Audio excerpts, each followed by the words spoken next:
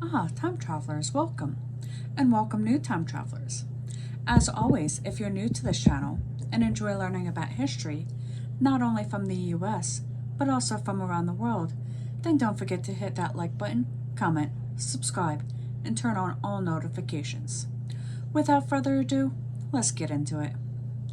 Today, we're going to start out in 530 when Pope Felix IV died, having named Boniface II as his successor.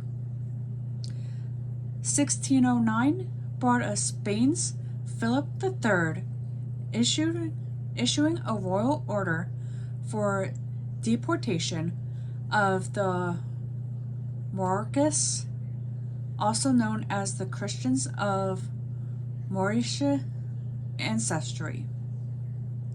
1692 in 1692, in what was to be the last execution during the Salem witch trials, 8 people were hanged. 1776 is when American officer Nathan Hale was hanged by the British for spying during the American Revolution.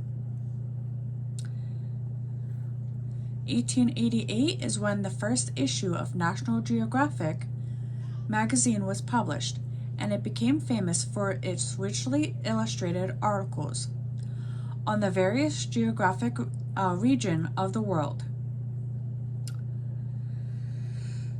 On this day in 1927, Gene Tunney successfully defended his world heavyweight boxing title by defeating Jack Dempsey after the controversial long count in the 7th round. 1940 is when Jean Decoux, the French Governor General of Indonesia, appointed by the Vichy government after the fall of France, concluded an agreement with the Japanese that permitted the sanctioning of 30,000 Japanese troops in Indonesia. 18 years later, in 1958, Italian opera tenor Andrea Bocelli, who is noted for his unique blend of opera and pop music, was born. In 1980, the Iran-Iraq War began, with Iraqi armed forces invading western Iran along the country's joint border. Fighting continued until 1988, and a formal peace agreement was signed in 1990. Solidarity, the Polish trade union and political party that became a hotbed of resistance to the Soviet control, was founded on this day in 1980, when delegates of 36 unions met and united under the leadership of Lech Walesa. 9 years later, in 1989, American composer Irving Berlin, who was perhaps the greatest and most enduring of American songwriters, died in New York City. 1994 is when the first episodes of Friends aired on NBC, and the show became one of the most popular sitcoms in the United States.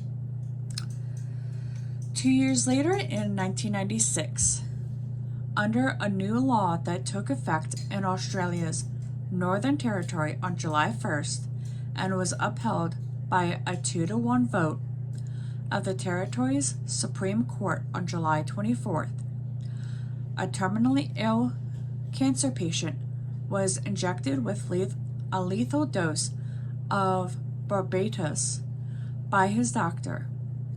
The law permitting euthanasia required that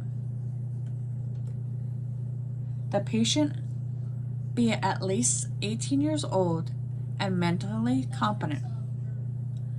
The primary physician's diagnosis of terminal illness, moreover, had to be confirmed by 2 other doctors, one of whom had to be a psychiatrist.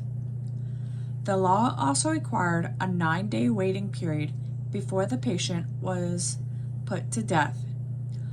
On September 9th, a bill supported by Prime Minister John Howard and opposition leader Kim Bizzelli was introduced in the federal parliament that, if passed, would repeal the law. The year before the turn of the century, in 1999, the dramatic series The West Wing, which was created by Aaron Sorkin, debuted on American television. It enjoyed high ratings with its depiction of inner workings of the administration of federal U.S. president.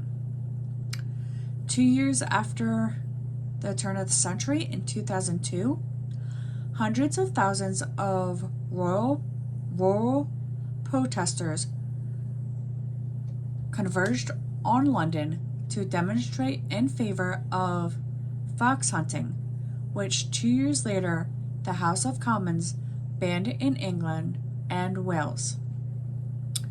2008 is when Li Changjing, the head of China's Food and Product Quality Agency, is dismissed in the scandal in which melamine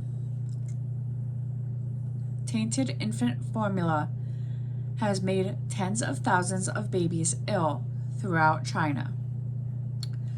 2010 is when, in the Iran city of Mahabad, a bomb goes off along the route of a parade marking the anniversary of the start of the Iran-Iraq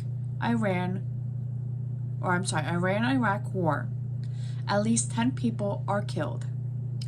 And our final event happened in 2015 when American baseball player, manager, and coach Yogi Berra, who won a record 10 World Series while a catcher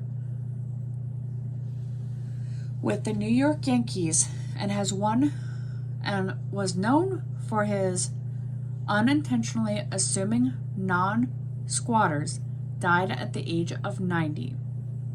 Now let's head over to the animal kingdom for our 41st animal fact. The giant anteaters consume up to 35,000 ants and termites in a single day. They use their long, sticky tongues to slurp up hundreds of ants per minute. Interestingly, anteaters purposefully never destroy an ant nest, preferring to leave some ants alive to rebuild so it can return and feed again in the future.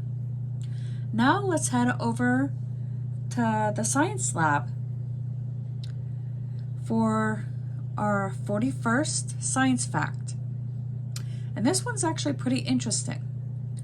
You can yo-yo in space. In 2012, NASA astronaut Don Pettit took a yo-yo aboard the International Space Station and demonstrated several tricks.